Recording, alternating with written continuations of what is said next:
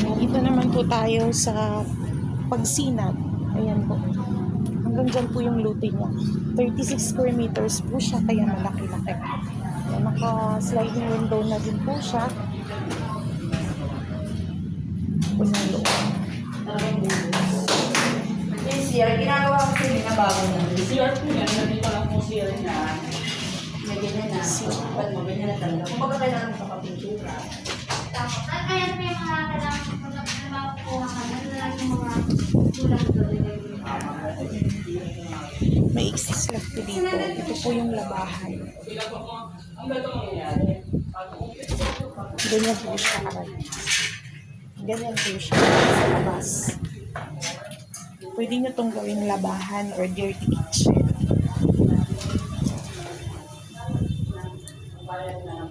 $36 square meters, floor and Pwede area. transfer Gcash to.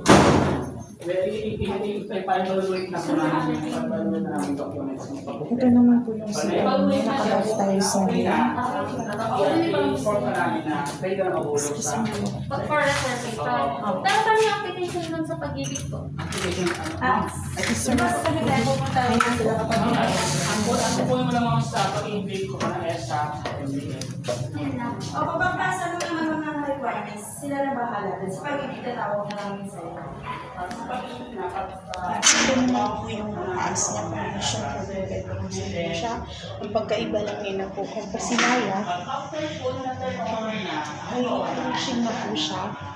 Sa Pasinaya, bare lang po. Pero kayo pa rin po yung magpapatiles.